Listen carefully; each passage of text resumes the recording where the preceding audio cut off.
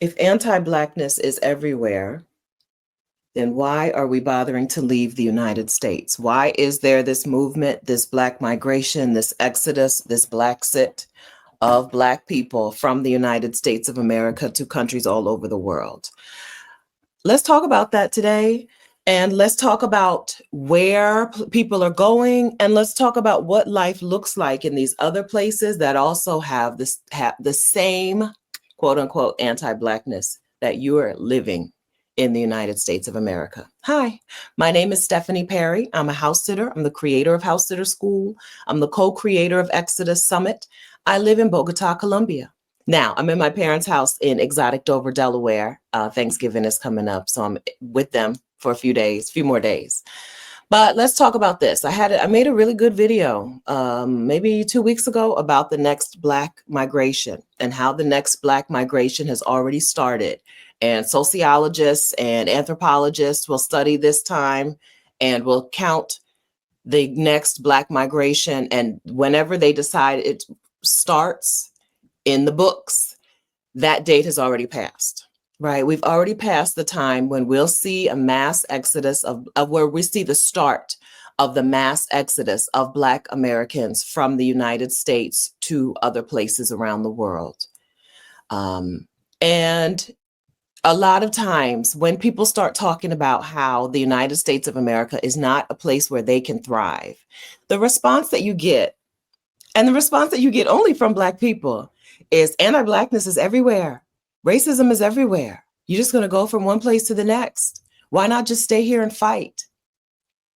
So I'd like to break that question down, or that argument down today, if you don't mind. Oh, subscribe. I was introducing myself. Subscribe to the channel. Hit the like button for my high puff. Thank you. It takes a lot of work to get it up here. Hit the like button for the puff if you don't mind.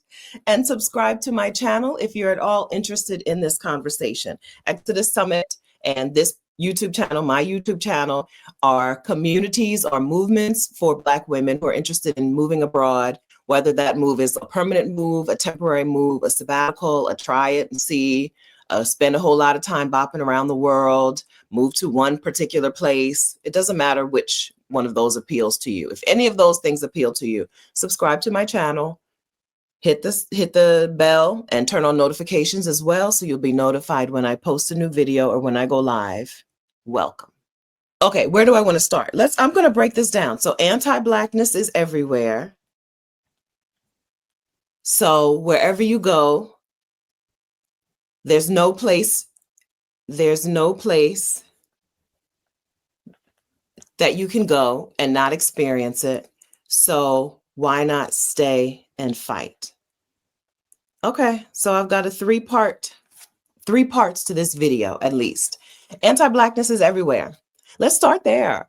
I have not been to everywhere, but I have been to a lot of the world. I've been to 6 of the 7 continents, and I'm going to go with 35 or 40 countries.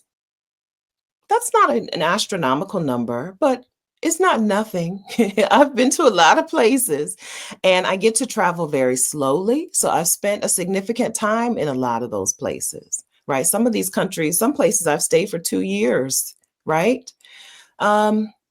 Sometimes 90 days, right? But sometimes 2 years. So anti-Blackness is everywhere. No, I'm going to say white supremacist ideology is everywhere. Okay. Somehow white people made themselves the face of superiority around the world. I've been to small little towns in the Philippines, little tiny islands in the Philippines, and their deodorants are whitening deodorants, and their skincare is whitening skincare to whiten their skin. Somehow white people became the face of superior, well, somehow through force, through force, by colonization and colonialism. White people became the face of superiority around the world. And there are people, any country you go to, there are people who are deemed as inferior by the people in power in that country. But those people aren't always Black people. And there are places in the world where they don't think about Black people at all. There are places, seriously, there are places in the world where you go, they don't really have a formed opinion about Black people. Not like that. They don't, right? They have their version of Black people. They have a group of people that they oppress. Believe me, okay? There are oppressed populations worldwide, but there is not always Black people. Definitely not always Black American people, right? Black American people have a specific cachet when we move around the world, when we travel around the world, that other people don't get to experience. I believe in taking advantage of advantages. So I take advantage of that advantage and I live around the world. The anti-Blackness that you'll experience in the United States is in your face.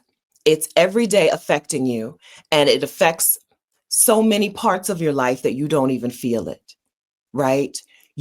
I am 51 years old, and I no longer deal with the education system in the United States. I have no business with the US education system at this stage of my life. But best believe that I'm still dealing with the effects that the US education system and its foundation of white supremacy what that has done to me in my life, right?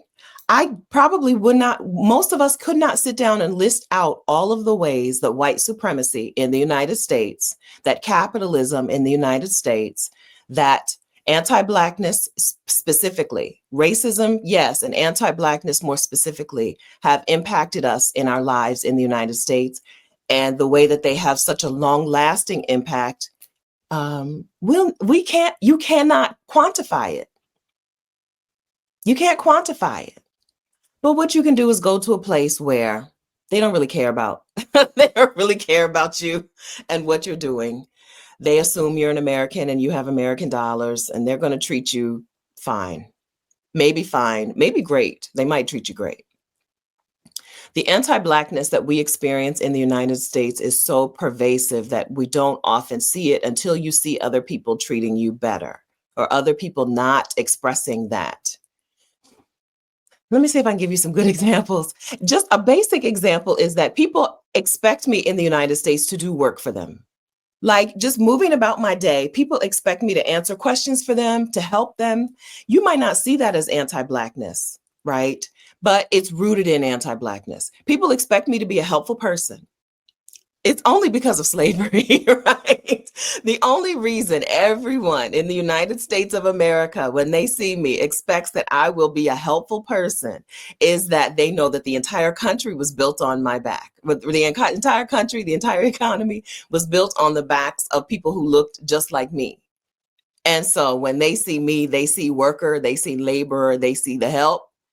And so they expect me to help them. They expect me to hold doors for them. They expect me to lift the luggage up into the thing on the airplane. I'm 5'9", right? I can reach it, but it's not my role to move about the world or move about the United States being your help.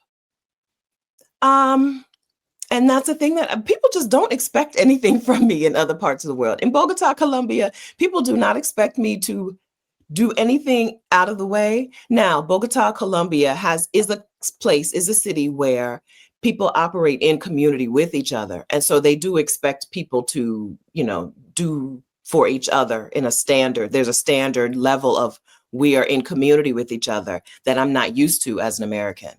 Right, as in mixed spaces in the United States. In Black spaces, sure, but in mixed spaces in the United States, things don't operate that way. But in Bogota, they do. We're expected to operate together, right? On this same road, there are cars, there are bicycles, there are people on those scooters, there are pedestrians, and we don't have to have a whole lot of rigmarole about who gets to do what when, right? If you're a pedestrian and you get even close to the curb, that car is stopped. Okay, it doesn't matter who's behind them. It doesn't matter how much time they have. The car is stopped for you, the pedestrian, right? There are levels. There's a basic expectation of community in Bogota, but there is not expectation that I am there to serve other people and that I'm supposed to give my entire life, which is how the United States operates for Black women, that I'm supposed to give my entire life to make the lives of other people better. No matter where you are in the hierarchy of like social status or economic status, you're expected as a Black woman to dedicate your life to helping other people live better. It doesn't matter if you are a hairdresser. It doesn't matter if you own the hair salon. It doesn't matter if you're a doctor who does hair transplants, right? Your life is supposed to be focused on making other people's lives better. You don't get to be a person who spends a lot of time self reflecting and then outwardly living who you want to be. You're expected to be who we need you to be. Okay, that's life in the United States for Black women. And listen, outside of the United States of America, they're not checking for Black women in that way. They're not really looking at Black women like, do this for me, right? And it feels really nice. It feels nice for people to see me. Now, I understand that I get a lot of privilege because I'm American, so that American privilege is strong when I move around the world, no matter people always know that I'm American. Almost always they start speaking English to me immediately, right? But it's really nice for them to just be like, we on this level together, okay? I think people don't find it their business to police Black people around the world the way white people in the United States find it their business to police Black people. Okay? So when you say anti-Blackness is around the world, I think you haven't been around the world, right? I think you haven't been to places and felt that feeling of people just treating you like another person, right? Not really checking for you one way or another. I think you haven't felt that feeling. And I wish you would stop saying that sentence, right? Until you've been around the world, stop saying anti-Blackness is around the world. Thank you. Okay. So second part of that statement is statement number, anti-Blackness is around the world. There's no place in the world that's better or like Nirvana. So you have to stay and fight. So the second part of this, there's no place in the world that's perfect. No, there's no place that's perfect. I just said every country has a group of people who feel like they are the superior people and a group of people that they find it very important for them to oppress, right? And often it's the indigenous people. Okay. That's how humanity has decided to operate at this stage in the game. Okay. No place is perfect, but there are places that are better. If you're right now thinking about how you can arm yourself against your neighbors and going to target shooting practice and learning how to carry and handle weapons because you need to protect yourself against your emboldened neighbors, which include ICE agents, right? If that's the way you're planning to live your life for the next decades, friend, please consider moving to another country. There is no perfect place in the world, but there's some places better. Can't we at least move for better? As long as humans have had feet, they have moved for a better life. You can do that too. I think that the idea that there's no perfect place is ridiculous because there are places that are better. There are places where your children don't have to. I heard a woman not too long ago talking about her child. Back to school season in September, August, her child wanted a particular pair of shoes, and the woman was like, baby, you are not allowed to wear those shoes to school. I can't buy you those school shoes. We need school shoes right now. I can't buy you those shoes because you're not allowed to wear those shoes to school. I live in Bogota, Colombia. So I'm like, oh, they must be Crocs with a little sandal, right? Maybe they require the shoe to be a closed shoe. I'm like trying to think of what could possibly be a shoe that a child can't wear to school in 2025. Everyone in the comments who lived in the United States knew exactly what she was saying. They were squeaky shoes. They were shoes that make a noise, or either make a noise or light up, or both. And in the United States of America, in quite a few school districts, your shoes cannot make a noise or your shoes cannot light up because school shooters will be drawn to your child in particular when things start going down. If, right? That's not a way to live. That is a very particular American way to live. And so there's no place that's perfect. Doesn't mean there's no place that's better. So where are women in the Exodus Summit community going to? I'm so glad you asked that question. So I'm going to list off some of the top places, and I'll link in the description of this video to a playlist of some videos of women talking about their lives in those places, Black women. But these are just arbitrary based, or it's not an arbitrary list, but this list won't be as helpful to you as a resource that I'm going to point you to later. So Mexico, including Mexico City, if you like cities, Playa del Carmen, if you like beaches, and the other beach, Playa del Carmen and Puerto Vallarta. It's also Puerto Vallarta has a reputation of being very gay friendly. Merida, Mexico, if you don't mind a few months of piping hot heat, but you want a low cost. Those are some of the most, and Querétaro and San Miguel de Allende, Mexico, which are neighboring towns, which are very popular. In Panama, you know, Panama City and Boquete are two of the most popular places in Panama. Panama is very opening to people who have some sort of retirement income. It doesn't matter how old you are. If you're like a military veteran, that's why people love Panama, because they are very retiree friendly. I'm in Colombia. Black people from the US love them some Colombia. Costa Rica is harder to navigate, but it is a place that Black women who like a lot of peace of mind and quiet like to go to. Portugal, including Lisbon and Porto. Lisbon has better weather, in my opinion, than Porto, Portugal, but they're both very popular, which means also Spain, the neighboring country. Black women in the Exodus Summit community love a little bit of Caribbean life. They love to expat or repat to Jamaica and Barbados. I think Jamaica and Barbados are two of the most popular, but also Curacao, which is probably the most affordable of the Caribbean islands, as far as I know. As far as I know from people telling me, I've been to Curacao, and I would say of the Caribbean islands I've been to, which is not a whole lot, Curacao is the more affordable. Black women in our community love to move to South Africa, South Africa, the country. And then in East Africa, they love Rwanda, Tanzania, Kenya. And then in West Africa, of course, Ghana.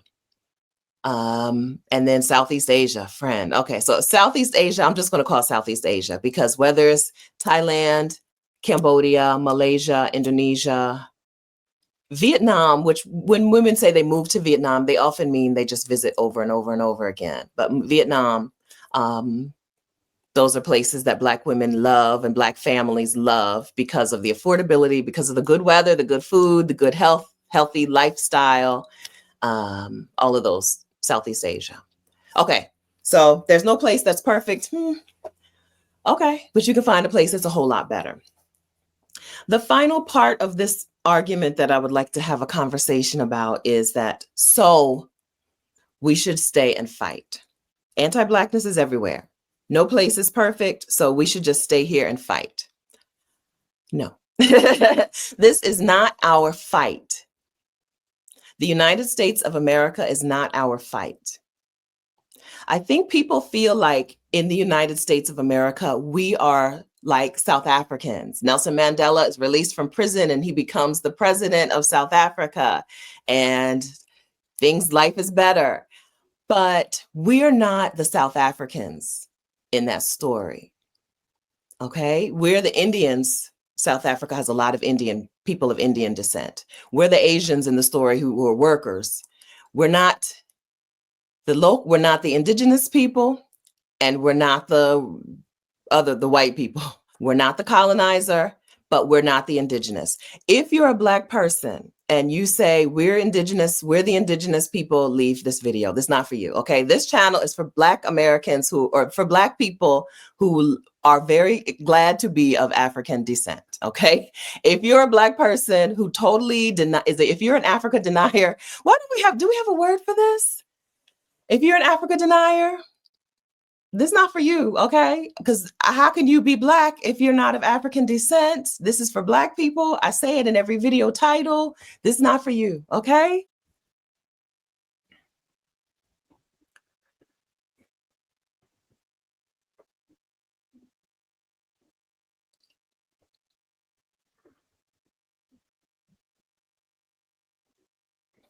Okay, so I believe I've cut all that out. But what I was saying was, this is not our fight. Okay? There were people on this land who deserve to get this land back. And there are people who came here to destroy this land who deserve to reap the consequences of their actions. I think we, Black people, are free to go somewhere else in the world and live our lives. That's what I think. Okay? Not my fight. Okay? It's not my responsibility. So speaking of the way people look at Black women and expect us to be the laborers, right? To do the work for them. It's not our responsibility to make white people better people. I don't think it's possible, because I think if you've gained the world and lost your soul, where's the hope there? But there are some of you who do believe that there is work that can be done to make people better people, even if they're soulless. But why is that our work to do? Why is that our responsibility?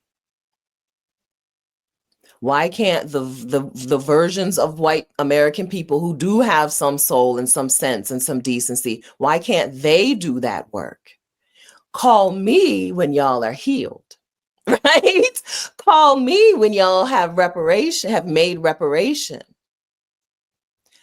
Until that point, I think we can set ourselves free. I think that's liberation. I don't know that liberation will come from us dedicating our lives to trying to fix people. I think liberation will come from us deciding to prioritize our own lives and our families' lives, our own wants, our own desires, our own futures. I think that's liberation. And so, anti-Blackness is everywhere. There's no perfect place. We should stay and fight. No, is the real response of me. That's my real response. And also the real response of quite a few people who have already made their exodus or are already planning their exodus. Okay.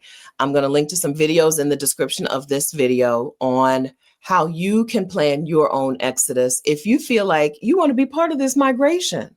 The Great Migration happened in the 1900s, in the early into the mid 1900s, where Black people left the rural South for cities in the South and for the North for economic prosperity and for better lives. And that is now happening with us leaving the United States to go to a variety of places around the world for economic prosperity, for safety and security, for better lives. This next Great Migration is for everyone, right? It's for everyone. And so I'll link to some videos in the description of this video that I think will be helpful if you're just starting to think about what to do. Okay. And then, of course, I'm going to link the Exodus Summit community. Exodus Summit is an online community for Black women who are interested in leaving, right? Who are interested in making their exodus. The Exodus Summit community is online, but we've left Facebook. Finally, okay, we left Facebook. If you go to Facebook, the group is still there. 26,000 members last time I looked. But we're now doing group activities over on our new community. It's on Heartbeat. It's an app called Heartbeat. And so you still join us by going to exodussummit.com/community. Now, we're on a paid platform now instead of Facebook, which was free. So it's a $1 one-time fee to join the Exodus Summit community, $1 one time. It's not $1 a month, not $1 a year, just $1 one time. To join us over in that community on Heartbeat, go ahead and join us if you're a Black woman who's interested in working on your exodus. It's for everyone. You don't have to be a retiree or retirement age. You don't have to be a solo woman. You can be a woman with a family, but it is for Black women only. Okay. You're welcome to join us there, and then check out some videos in the description of this video. I go live on YouTube most Saturdays at 10 a.m. Eastern time. So I've also got a link in the description of this video to set an alert. You can get a text alert from me next time I do a live stream. Okay. I think that's what I wanted to talk about today, and I feel like I covered it. No, I do a lot of live streams, so I don't have feedback like I normally have, but I think I covered it. Okay. See, you thought I forgot. I told you I was going to point you to a resource about picking a place to go later. That resource is the Which Country Should I Move to quiz. And you can find the Which Country Should I Move to quiz at exodussummit.com/quiz. I'll link, of course, to that in the description of this video as well. Take the quiz. It's going to give you an answer, but frankly, the answer is less important than the questions. The questions are like the starting point to finding a place in the world where you and your family will thrive. Which Country Should I Move to quiz? exodussummit.com/quiz, linked in the description. Okay, thank you very much for watching this video. Please take a second and hit the like button. If you didn't hit the like button already for my high puff, hit the like button for something else for the video, and then share the video with a Black woman you know who would like to hear this conversation. Share this video with a Black woman you know who might be interested in moving abroad if she knew that it was possible and that it was going to be worth the effort. Okay, thank you so much for watching. I'll see you next time. Bye.